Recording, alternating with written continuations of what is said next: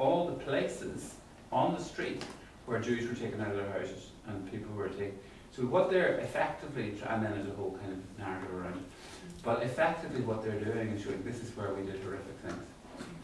I mean, effectively it's like the Janko butchers taking you around all the places where they did terrible things and inviting you to say, this is what we did. But in Germany there was not, I mean there was when Germany was united there was a rush to do that though. There was a rush to kind of get beyond it where they sort of, well, let's confront the past, we can get it over with and kind of move on.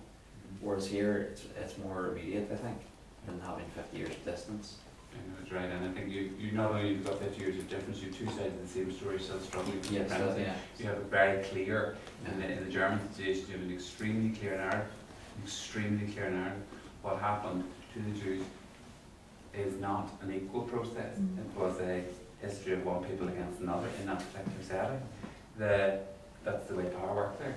In this situation, you have two people sitting side by side invested in this, and it has potential consequences. It's interesting, in South Africa, for example, it was possible to do this because power had transferred and the whites' position was not going to be destroyed by telling the truth. Actually, their position was being secured by it because it was the price that was required of them in order to become citizens of the new community. But it hasn't happened here. We've had huge difficulty with the past, and the common sense of the political establishment here is go nowhere near it. Go nowhere near the past. Because if you touch it, it'll explode again like this and it'll become incriminating. And they may be right, they may have a wisdom. The only problem is with that is that in my view, is that they nevertheless are prepared to continue to take pot shots at each other using it. So they want both worlds. They want silence theoretically, as long as it's your silence. So if you look at the Hansard, they're always throwing at each other. Or Martin McGuinness stands up, he's a member, he's going to be president. So we all remember what he did. And that's ridiculous, and he said, that's ridiculous, you shouldn't be talking to me about this on the TV, he said the other night. Yet, the same week, he's saying, the Ombudsman should be investigating all these cases in the HET of collusion. Do you understand? Because everybody continues to believe that their particular version of what needs to be exposed and why, which would give a story of why they did and what they did, which would be consistent and make people get the backdrop against which their own story could be told, should be told. They don't have a desperation to tell. But on the other hand, they also know here that if we've got to stabilise everything. We work with the victims in the CRC, and there's a real problem with who's a victim. The definition of a victim. Who are sorry. So ultimately does it come down to a lack of integration in Northern Ireland? We can teach in West Belfast and they can go out into their own community and they're cocooned in this little Catholic community or a Protestant community, whichever.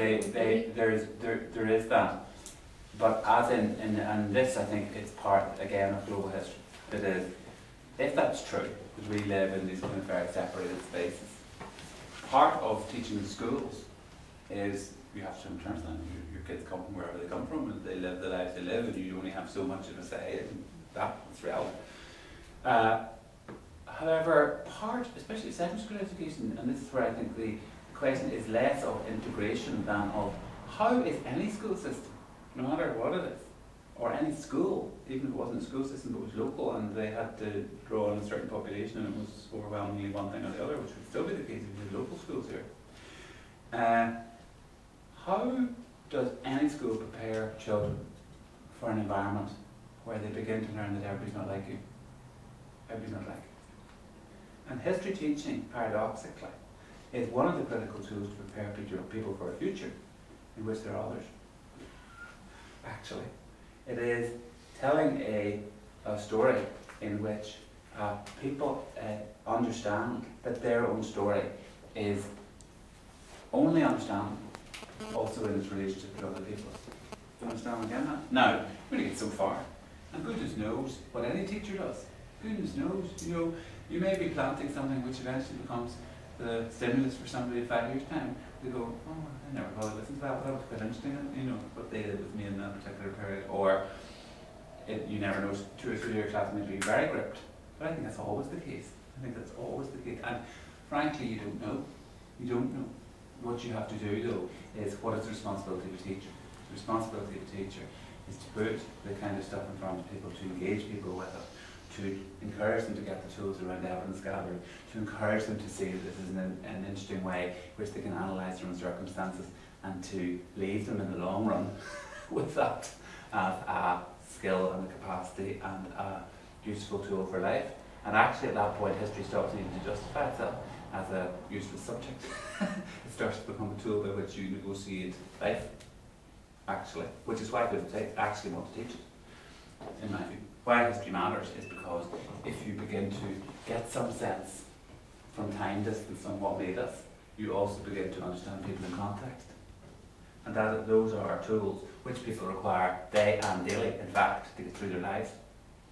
And these are really important skills, not important skills.